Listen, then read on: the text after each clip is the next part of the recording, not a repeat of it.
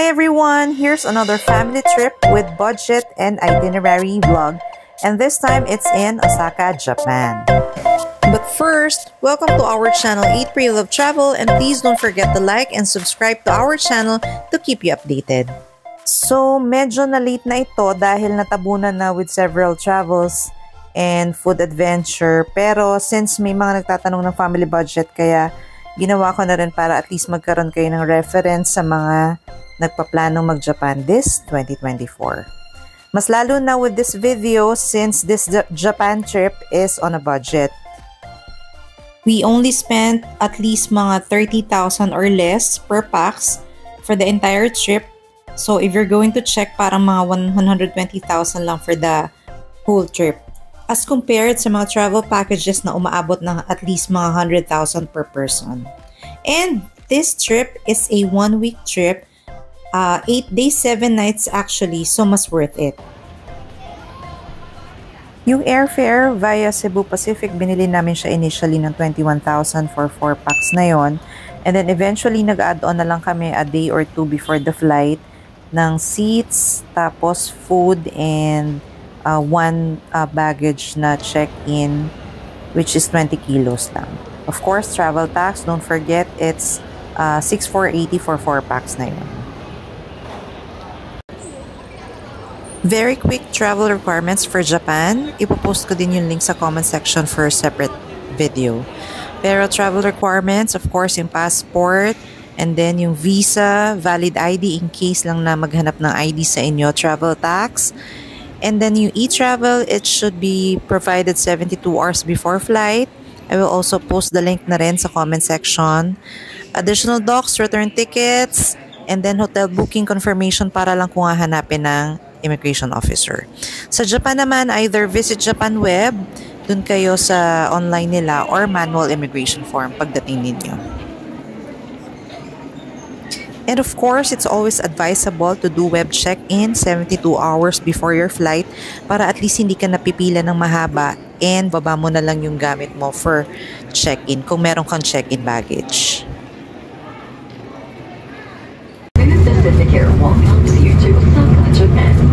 Okay, right after immigration, ang unang-una natin gagawin is to look for an ATM machine para mag-withdraw ng pera, which kasi mas cheaper siya than money exchange, parang ganon.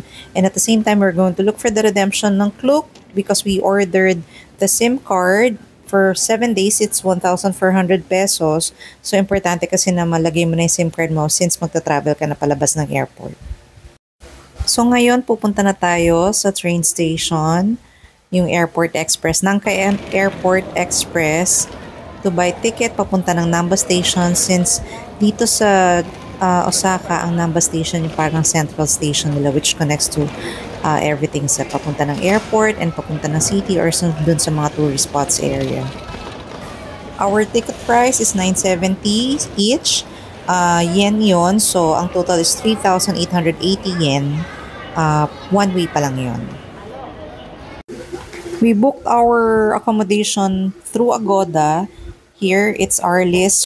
So, sa Shin Osaka kita yung lugar niya or yung place. And then, it's for only 21,000. Maganda yung location and maraming kainan along the way. Plus, they also have self-check-in kahit gabi ka dumating. And maganda talaga yung room niya. Please watch our separate video for our review here in Arlis Home na pinagstayan namin for 8 days, 7 nights for only 21,000. So, sobrang sulit and sobrang ganda ng place. In detail, makikita niyo doon sa video. I will just put sa comment section yung link. But as you can see here sa video, maganda yung kanilang CR, separate yung toilet and shower area, and they also have the washing machine so you can wash your clothes, which actually ginawa namin yun since we stayed here for 8 days, 7 nights. So natuyo naman yung damit.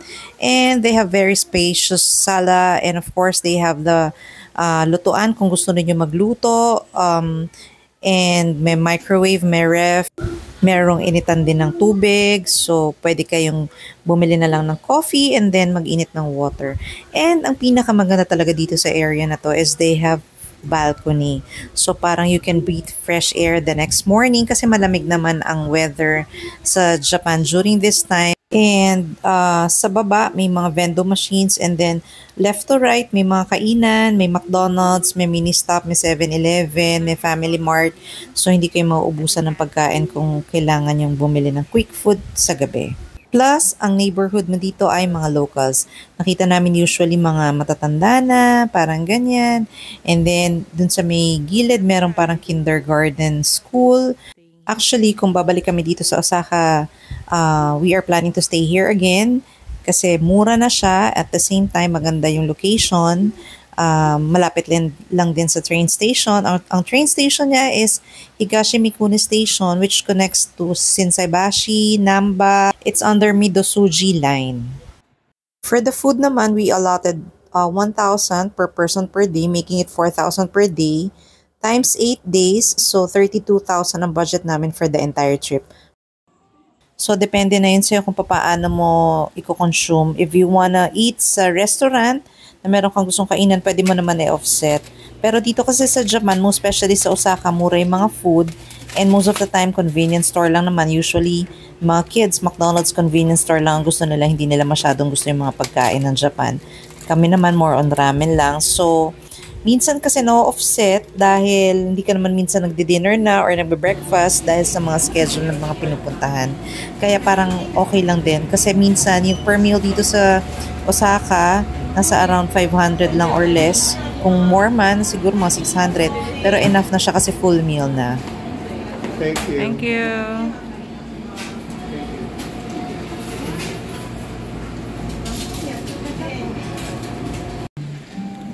We ordered breakfast at McDonald's. So, nag-separate na kami ng bill namin.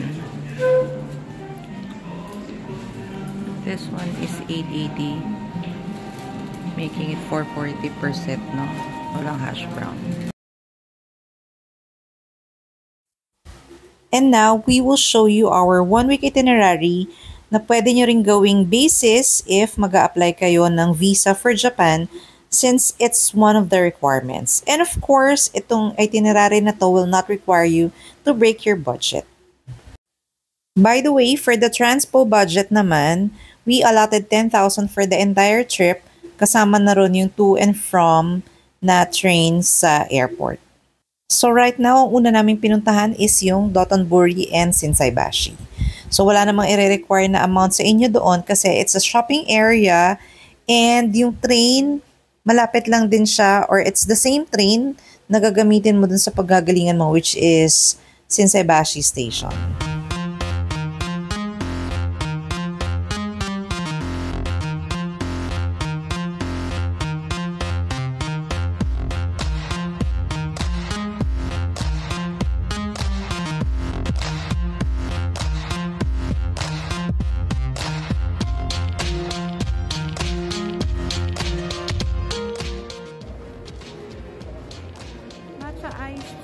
Ice cream.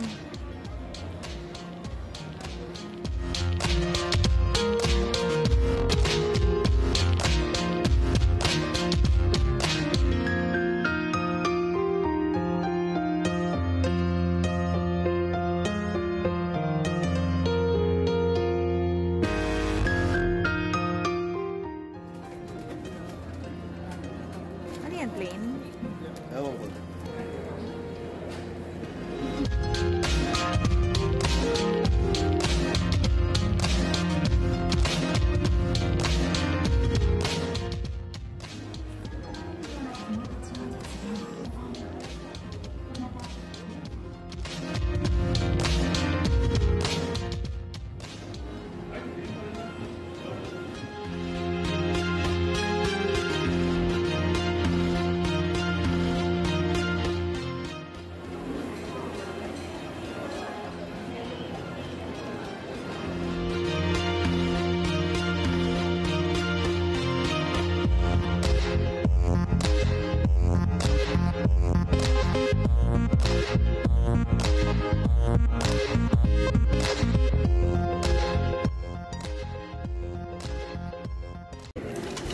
Next is Dotonbori.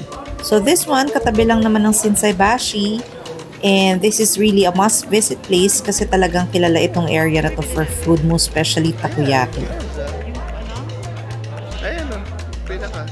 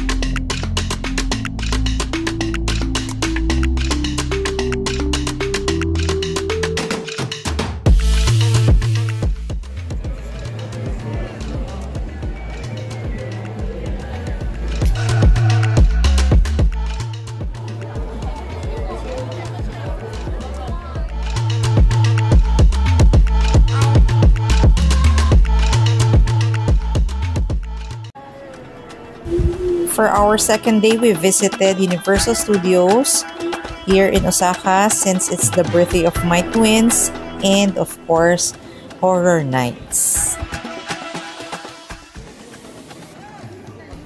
We purchased our ticket via Klook. It's 16,000 pesos for 4 packs.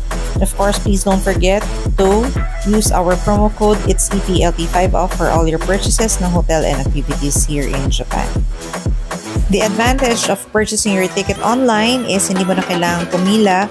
All you just have to do is present your QR code upon entrance and that's it. Ceci, Becky, happy birthday. Thank you.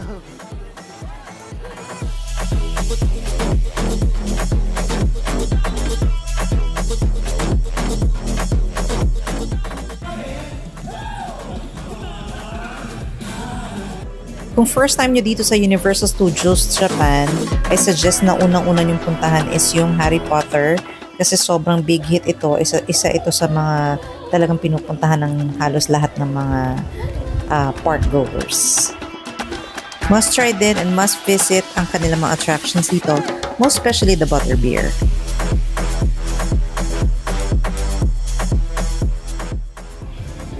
May parade dito at 1 PM malapit sa Mel's Diner. So maganda na makapapwesto na kayo kasi maganda yung parade nila. It's No Limits Parade. Kung hindi kayo makakapasok sa Nintendo World, makikita nyo dito yung Mario and Friends. So at least may chance kayo makita yung mga characters.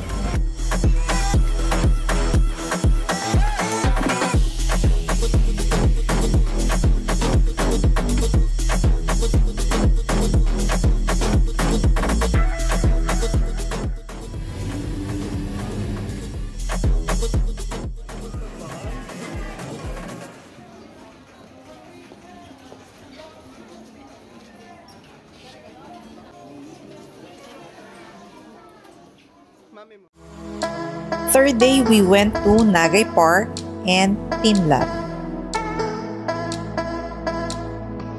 Nagai Park, for those who want to have a relaxation lang and sightseeing or people watching, this is the best place for you to go. Syempre, free lang siya pero may mga coffee shops din naman around na pwede kayong kumain or tumambay. Pero sobrang sarap lang ng nakatambay lang kasi fresh air. And ayun, ang dami nagbabike at tapos sports area din kasi ito. May mga parang nagpa-practice din and then jogging, walking, parang mga ganun.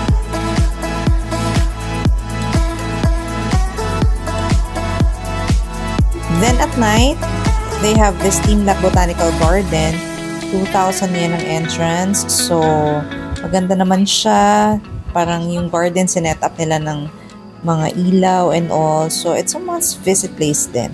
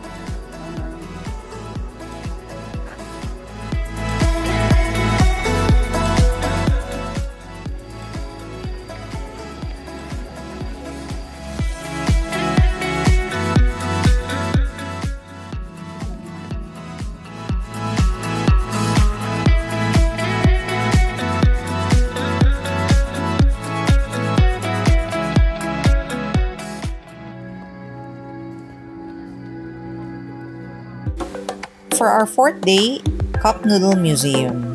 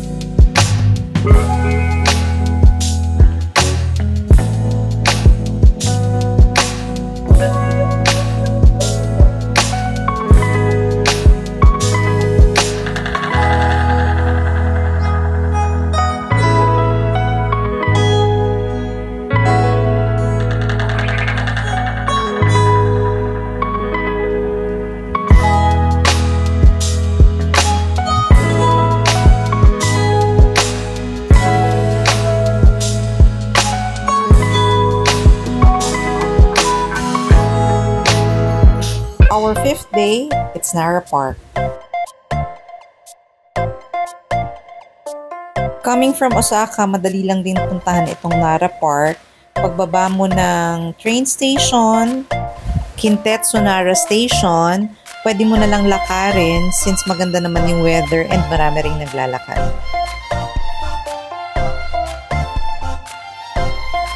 Habang naglalakad ka papunta sa park, marami ka na rin makakasalubong ng mga deer. So, pwede mo silang pakainin. Pwede kang bumili ng deer cracker. I think it's around 200 yen, 10 pieces na yun.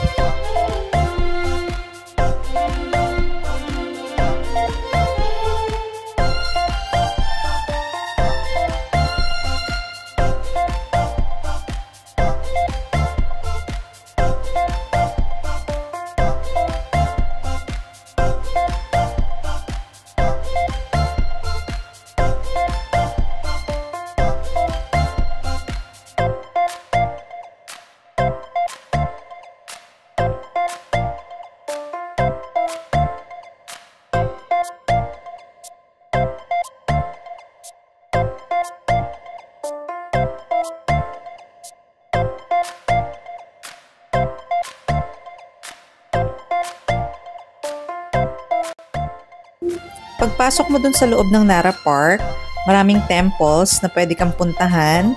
Of course, may mga bayad, 500 yen or 300 yen, depende kung adult or child.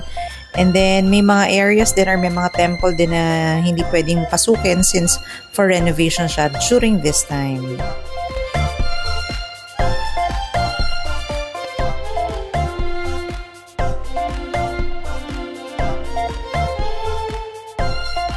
You can also visit Higashimikuni shopping street here. Walking distance lang din siya and we recommend trying this Kamukura ramen. Masarap siya, 1,700 yen. Depende kung anong o-orderin mo pero minimum amount yata parang may 900 for the ramen. It's our first ramen for this trip actually.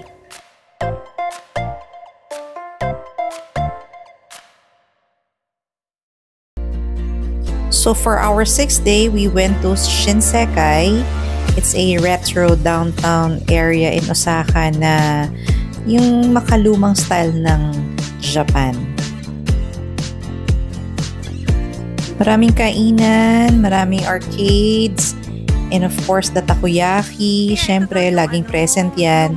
And meron din ditong Tennoji-su for the kids na pwede ninyong puntahan. And itong sikat na Osaka Chukenkaku Tower.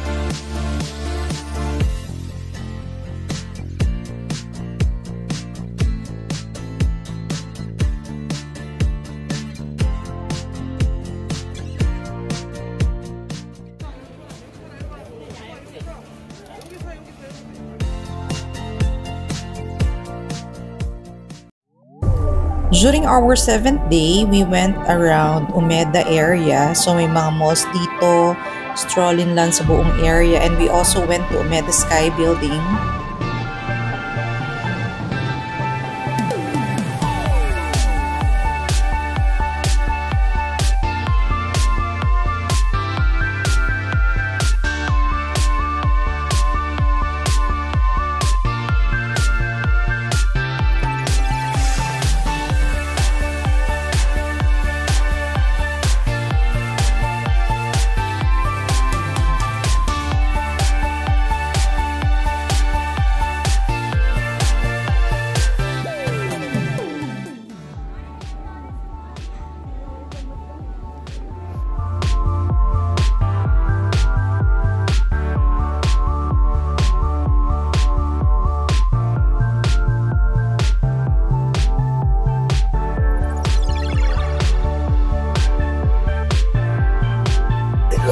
You can go upstairs sa pinakatuktok kahit na hindi kayo papasok dun sa mismong observatory deck nila because may mga souvenir shop doon and parang merong coffee shop din ata.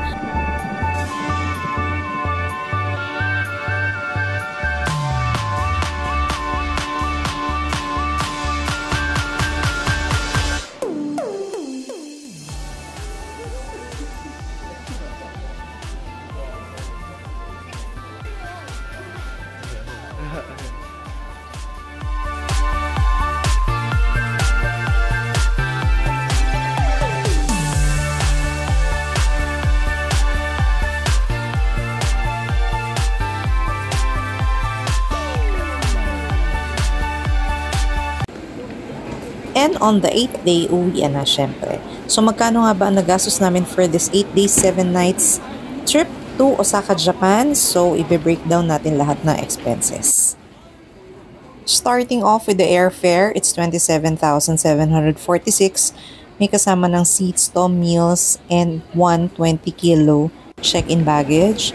And then travel tax is 6,480 for 4. Hotel is 21,533. 8 days, 7 nights na yon. And our transportation budget is 10,000 for the entire trip. Food is 32,500 for the entire trip na rin yun. So, making it parang 1,000 per person per day. And yung universal ticket namin is 16,000 pesos. Team lab ticket is 4,000 pesos. And yung SIM card is 1,475 pesos for 8 days na. Making it a total budget of 119,234. So, parang lumalabas talaga na 120,000. And if you divide it into 4, nasa around 30,000 per pax lang. For an 8-day, 7 nights na yon. And that's it guys. Sana makatulong itong budget estimate na ito sa mga families na gusto or nagpaplanong pumunta sa Osaka, Japan this 2024. Thank you for watching and please support us by subscribing to our channel. Of course, like and hit the notification bell for more updates.